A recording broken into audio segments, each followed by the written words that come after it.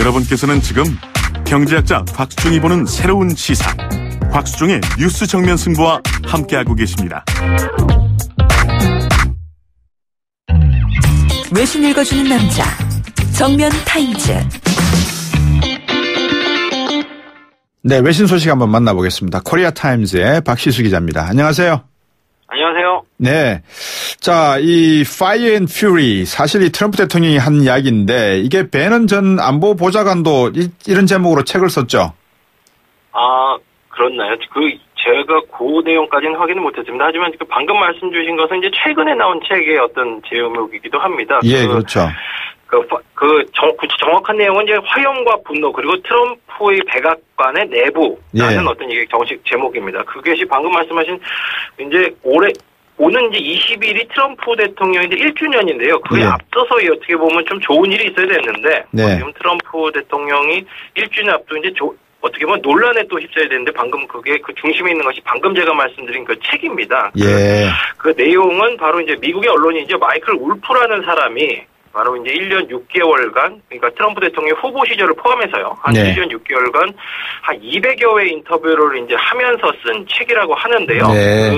그 내용에는, 그 중에는 이제 트럼프 대통령도 일부 이제 인터뷰 대상이 됐다고 이제 주장을 하고 있는데, 결국은 그 내용, 울프라는 사람이 백악관에서 이제 굉장히 오랫동안 실제 머무르면서 트럼프 대통령의 허락을 얻고 대통령 집무실 근처에서 실제 자리를 잡고 머무르면서 그 측근들을 직접 만나고 그 어떤 장면을 목격하고, 결국 이렇기 때문에 굉장히 사소한 것들부터 그 측근들이 대통령을 어떻게 생각하는지 뭐 이런 거에 대한 굉장히 자세한 내용이 들어있기 때문에 이제 이 책이 화제가 되고 있는 건데요. 사실 이게 이제 지난 금요일에 판매가 시작됐고, 시작과 동시에 이제 주요 서점에 이제 1위를 다 휩쓸었다고 합니다. 현재까지 한 3만 부 가까이 팔렸고요. 굉장히 많이 팔린 거라고 하는데요. 그래서 국내에도 아마 조만간 소개가 될 것으로 이렇게 보입니다. 네. 어떤 내용이 들어있나요? 일단은 이 내용이 이제 화제성이라기보다는 굉장히 논란을 일으키고 있는데, 결국은 이 방금 말씀드린 이 어떤 마이클 울프라는 사람이 들은 내용, 이 중심이 결국은 그들의 그 트럼프 대통령의 측근이 그 트럼프 대통령의 능력과 정신 상태가 대통령으로서 온전치 못하다, 이런 내용이 이제 주가되면서 이제 논란이 되는 겁니다. 결국은 굉장히 파괴력 있는 어떤 얘기라고 하는데요. 그 내용을 대략적으로 이제 보도가 내온 내용을 제가 이제 요약을 해드리면, 일단 트럼프 대통령이 굉장히 무지하다라는 좀 이런 내용이 많이 있고요. 자기만은 알고 있다든지, 그리고 정상적이지 않은 어떤 성적 취향, 그리고 예의가 없다라든지, 또 이런 내용들이 많이 있습니다. 그리고 또 재밌는 내용은 이제 그 대선 전에도 사실 트럼프 대통령이 당선될 거라고는 기대를 한 사람이 사실 않지 않았습니까? 근데 실제로 본인 자신도 대선에서 이길 생각도 없었고 이길 기대도 하지 않았다라는 내용이 있습니다. 단지 어떤 자기의 어떤 인지도를 높일 어떤 목적으로 이제 출마했다라고 이제 하는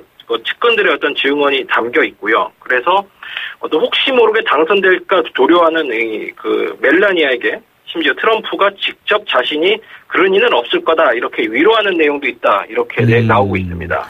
제가 조금 전에 말씀드렸던 스티브 배넌, 이 최측근이었죠. 이분의 어떤 발언 내용도 들어가 있는 것 같아요. 수석 전략가였죠, 그죠? 백악관에. 그렇습니다. 이제 아시겠지만 스티브 배넌이라는 사람은 이제 그 후보 시절에 수석 전략가이고, 사실상 그 트럼프를 대통령으로 만든 킹메이커로 이제 알려졌습니다. 그러다가 그 후에 이제 사위죠. 이제 지금 현재 대통령 백악관의 이제 수석 자문위원이 이제 쿠슈너랑 갈등을 겪은 후에 이제 지난해 8월에 경질이 됐는데요.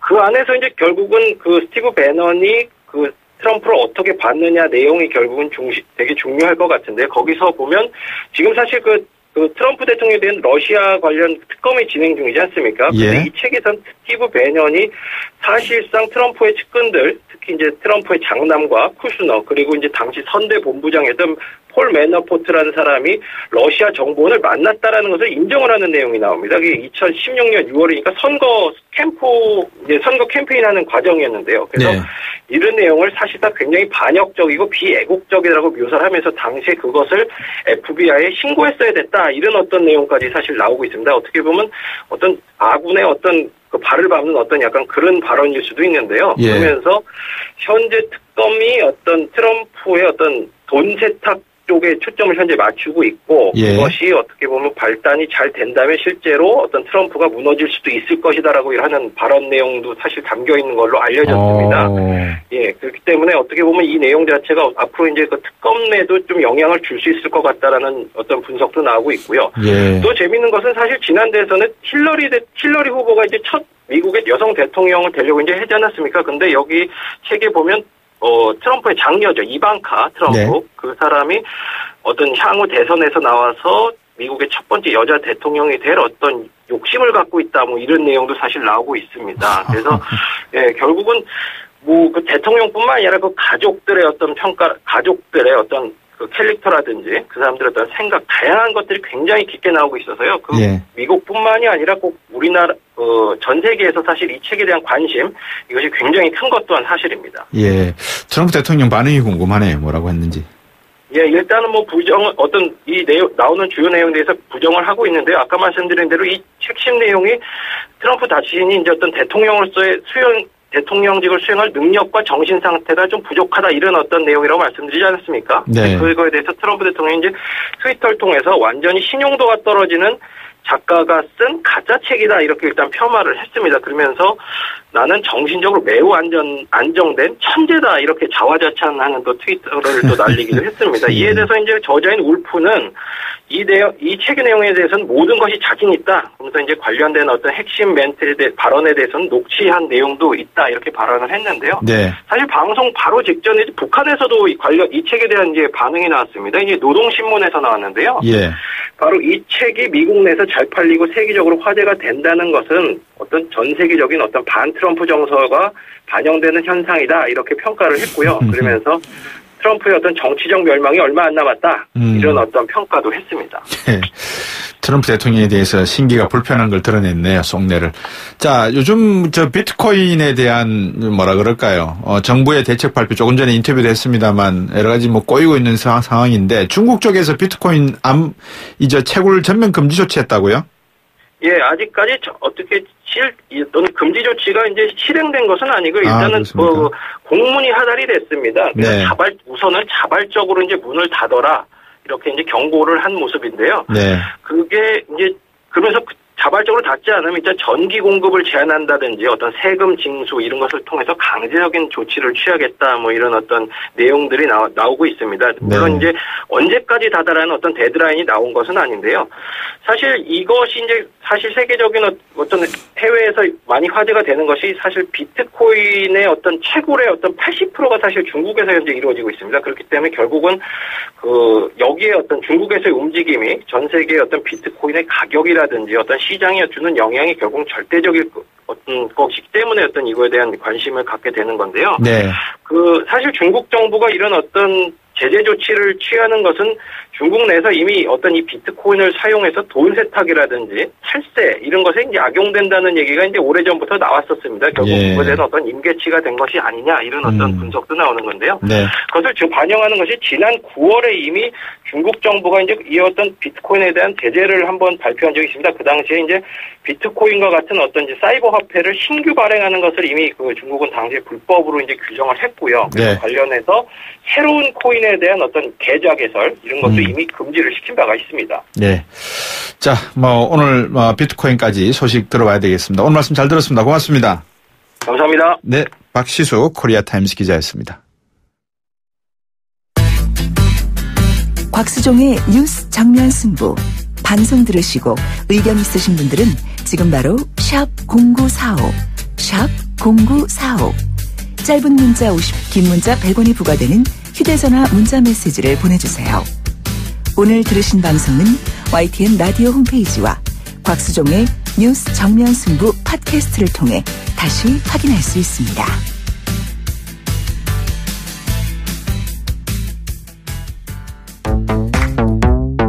문제는 경제다? 아하, 경제는 여기가 전문이지.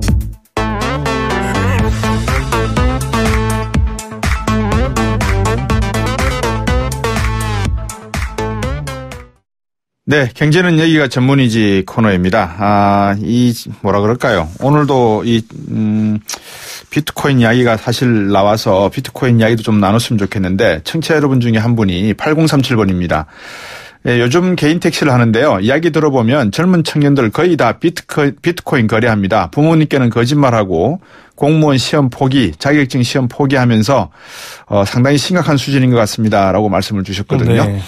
그 다음에 제가 앞에서도 말씀을 드렸습니다만 6157번님, 1044번님 최저임금 관련해서 질문을 보내주셨어요. 그래서 오늘 안 그래도 이 경향신문 경제부의 박병윤 기자와 함께 경제는 여기가 전문이지 시간이기 때문에 바로 이 최저임금 인상과 관련한 이야기를 좀 해볼까 말씀을 드렸더니만 벌써 이 초반에 이 두 분께서 문자를 주셨어요. 이런 내용입니다. 더불어 같이 살아야 하는 건 잘 살아야 하는 건 당연한데요. 최저임금만 신경 썼지 그로 인해서 영세 자영업자 입장에서 이 최저임금제가 어떤 영향을 가져올지에 대한 파급 효과는 너무 소홀했던 것 같습니다. 나라를 운영함에 있어서 고소득자에게 세금을 받지 않습니까? 영세 자영업자들도 세금은 적게 내지만 애국자랍니다. 이런 말씀 보내셨고요. 그리고 이 1044번님은 최저임금 외국인 연수생까지 적용이 되어서 연수생 고용업체들은 대부분 영세 기업들인데 숙식 재원까지 하게 되어 애로사항이 많습니다. 이런 문제를 또 보내주셨거든요. 네. 청취자 여러분들께서 혹시 많은 궁금한 점 있으면 이제 이 경제부의 경향신문 경제부 박병윤 기자와 함께 최저임금 이야기를 나눌 테니까 문자로 보내주시면 제가 박병윤 기자한테 질문을 던지겠습니다. 자, 원체 지금 이게 민감한 이슈라 네. 최저임금이 언제부터 시작되는지부터 역사부터 한번 따져보죠. 네, 이게 뭐 갑자기 우리 사회에서 이슈가 된 건 절대 아니죠. 이 법적으로 보면 1953년에 근로기준법이 만들어질 때부터 처음 들어갔습니다. 네. 상당히 오래된 역사인데 하지만 그 당시에는 우리 경제가 이 근로기준법을 그 최저임금제를 수용하기는 어렵다. 예. 그렇게 해서 사실상 사문화가 됐던 그런 조항입니다. 예. 뭐 1970년대 우리 너무 저임금 때문에 문제가 많았던 거 다 기억하실 테고요. 예. 그때는 이제 정부가 행정 지도만 했는데 예. 이게 또 잘 먹혀들지 않으면서 예. 전태일 열사 같은 이런 분도 나오기도 했습니다. 예. 그러다가 이제 1980년대 이제 민주화 바람이 불고 우리 경제가 어느 정도 성장을 하면서 네. 이제 최저임금법에 대한 논의가 이제 급물살을 탔고요. 예. 1986년에 이제 관련법이 마침내 이제 재정 공포가 됐고 1988년 1월 1일부터 시행이 됐는데 예. 특히 그 1987년 그 개헌 당시에 네. 헌법 제32조 1항에 이 최저임금 관련된 항이 이게 또 들어갑니다. 예. 국가는 법률이 정하는 바에 의해서 최저임금제를 시행해야 한다. 이렇게 규정이 되어 있는데 예. 최저임금제는 헌법상 반드시 해야 되는 또 그런 그 내용이기도 합니다. 그 청취자 여러분 상식을 위해서 제가 하나 도움 말씀드리면요. 1989년 처음 시행이 됐거든요. 최저임금이. 그때 최저임금 액수가 얼마냐면 600원입니다. 맞죠? 제 정확히 모르겠습니다. 600원으로 제가 알고 있는데 어쨌든 방금 박병윤 기자께서 최저임금과 관련한 그 역사를 잘 설명을 해 주셔서 감사드리고요. 자, 다음 내용을 한번 말씀을 드릴게요. 이번 인상률이 문제라 그럴까? 네. 관심을 받게 되는 요인이 16.4%예요. 그런데 네. 과거에 보면 대개 5에서 7% 사이에서 이렇게 네. 상승이 됐는데 네. 이번에는 거의 2배 이상 점프를 해버렸어요. 네. 그죠? 이게 몇 번 있었나요? 10% 이상 오른 게? 네, 사실 이번이 그 가장 많이 오른 건 아니고요. 네. 1991년에 제가 데이터를 찾아보니까 예. 18.8%가 있습니다. 아, 91년도 있었네요. 예. 그리고 또 2001년에 예. 16.6%가 있습니다. 예. 그러니까 이번이 수치로 보면 세 번째로 많이 올랐고 예. 또 그때만큼 오르지는 않았지만 2002년에도 12.6%가 상승을 했습니다. IMF 직후였죠. 네. 그러니까 이렇게 사실 10%씩 오른 적은 많았고요. 네. 다만 이제 최근에 말씀하신 것처럼 5% 뭐 6% 네. 이렇게 좀 올랐습니다. 근데 오른 적이 있었는데 91년도 같은 경우에는 경제가 좋았었나요? 우리 경제가? 91년도 경제는 괜찮았죠. 우리가 92년 특히 3년 가면서 예. 상당히 이제 우리 한국 경제가 10%대 성장됐는데 그렇죠. 물론 이제 90년, 91년 넘어갈 때 가만 생각해 보면 그때는 또 살짝 또 불황기였습니다. 88년 이후에 90년대로 전환하는 과정에 예. 일정 부분 또 불황이 돼가지고 예. 수출도 생각보다 안 좋았었고요. 예. 사실 타이밍은 그때 타이밍이었습니다. 예. 2001년도 IT 버블이 끝나는 시점이라서 네. 경기가 조금 안 좋았을 것 같기도 한데 어쨌든 간에 박민우 기자께서 짚어주신 대로 세 번 정도 10%대 이상이 올랐고 91년도에 18.8%, 2001년도에 16.6% 올랐는데 2002년에도 12.6% 오르고요. 이번에 네. 16.4% 올랐으니까 뭐 시장에서는 그럴만한데 왜 이렇게 큰 파장일까 궁금하기도 하네요. 이게 지금 여러 가지가 지금 같이 좀 겹치는 것 같습니다. 예. 실제로 16.6%가 올라서 예. 과연 이제 우리 뭐 자영업자를 비롯해서 네. 많은 분들이 정말 사업을 못할 정도의 어려움이 있느냐. 예. 뭐 일각에서는 뭐 직접 저희가 사업을 하시는 분들 만나보면 예. 그렇다라고 하시는 분도 있고요. 예. 또 물론 이제 또 사업장에 따라서 그렇지 이제 않다는 분도 있는데 예. 전반적으로 경기가 되게 어려운 상황. 그러니까 예. 소비가 살아나지 않은 상황에서 많은 자영업자들이 간신히 버텨나가는 상황에서 이 소득 당장 비용이 네. 올라버리니까 네. 당장 이제 내일을 감내하기 힘들어 버리는 그러다 네. 보니까 체감이 훨씬 더 강하게 와닿지 않았냐라는 네.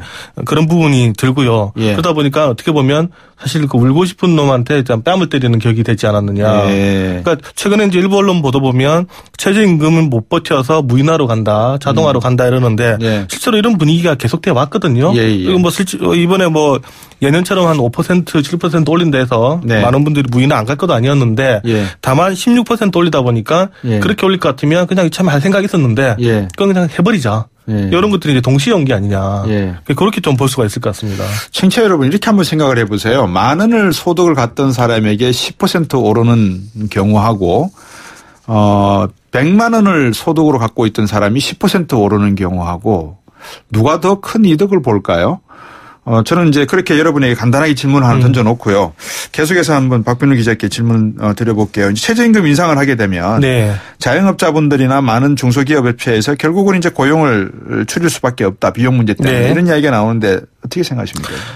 저희가 이제 이 부분에 대해서 지금 논쟁들이 을과 을의 싸움 아니냐라는 표현을 쓰는 분도 있습니다. 예. 그러니까 어떤 저희가 전체 비용을 보면 예. 과연 그 전체 비용에서 인건비가 차지하는 게 얼마냐 이것도 다 따져봐야 되는데. 따져봐야죠. 네, 저희가 한번 프랜차이즈 빵집을 한번 찾아봤는데 네.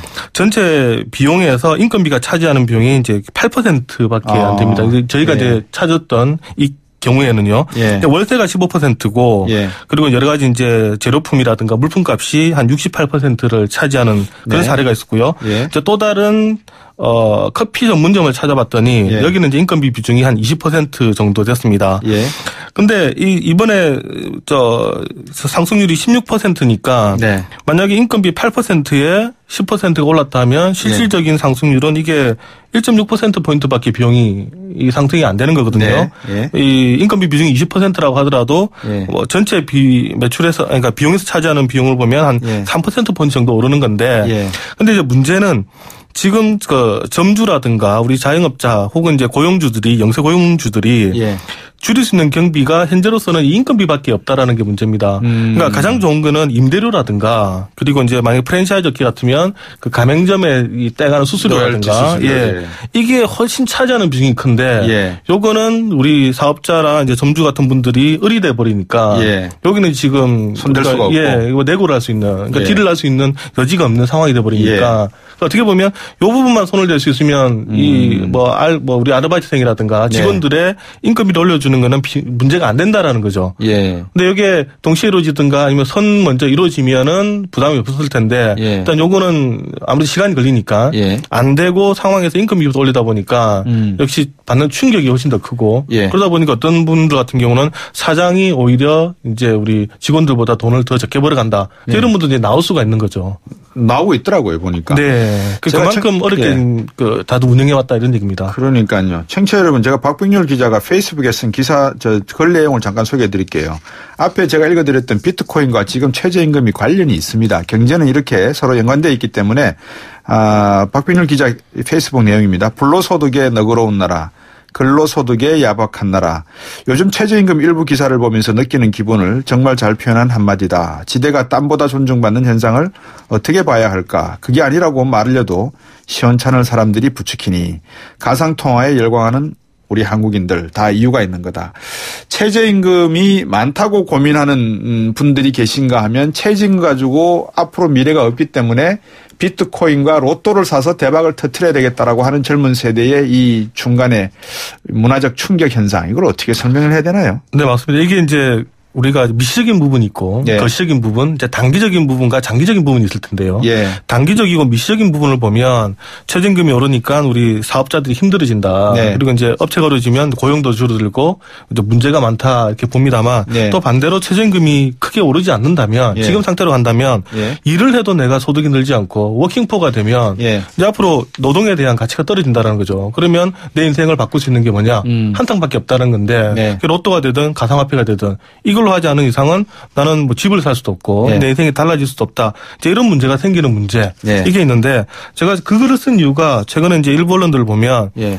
아니 왜 우리 임대 사업자들한테 임대료를 깎으라고 하느냐라는 일부 보도가 있었습니다. 예. 왜 이게 정부가 이 임대료는 시장에서 결정이 되는 건데 예. 왜 이제 임대료까지 넘어오느냐? 예. 이거는 사회주의 경제 아니냐? 네, 예. 이거는 우리가 정당한 투자다라고 하는데, 예. 근데 물론 그 부분도 100% 틀렸다라고 할 수는 없습니다만, 예. 그건 어디까지나 지대고요. 그리고 예. 이제 임대소득은 조금 다른 게 우리나라가 이제 땅이 일정한 상황에서, 예. 그러니까 공급은 일정한 상황에서, 수요가 예, 많으니까. 수요는 얼마든지 지금 돈만 있으면 예. 확대시킬 수 있는 이게 어떻게 보면 시장에서 정당한 수요와 공급이 움직일 수 있는 예. 그런 자가 아니기 때문에. 예.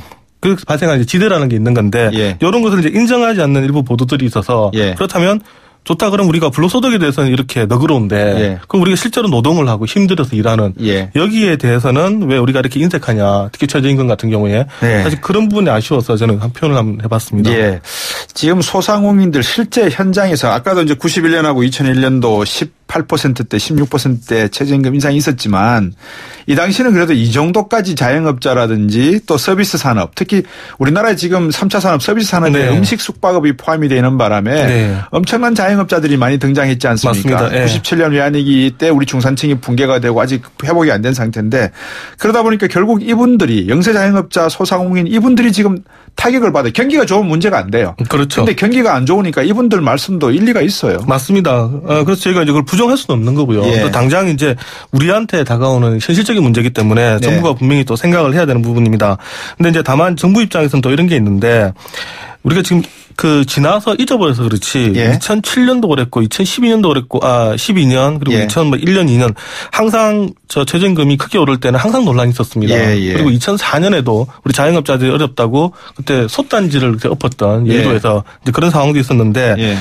뭐 정부가 이제 가지고 있는 데이터를 보면 최저임금을 올리면 분명히 1, 2월 달에는 고용이 줄어드는데 예. 이게 4월, 5월 가고 7, 8월 가면 대부분 다 그 충격이 회복이 되더라. 물가도 마찬가지로 이게 우리가 계량적으로 보면 최저임금을 올리면 상승을 예. 하는데 예. 하지만 1년 베이스로 보면 예. 결국 그게 미치는 영향이 적더라. 예. 그래서 조금 한번 감내를 해보자라는 지금 주장을 정부가 하고 있습니다. 예. 근데 이제 거기에 생기는 이제 시차의 문제 예. 이런 것은 또 우리가 다른 내용이기 때문에 예. 정부가 조금 더 세밀하고 또 강력한 지원이 있으면 어떨까 하는 생각을 또 갖고 있는 측면도 있습니다. 이 물가 인상 가능성에 대해서도 여쭤봐야 되는데 짧게 한번 말씀 주시겠어요? 물가 인상은 어떻게 보세요?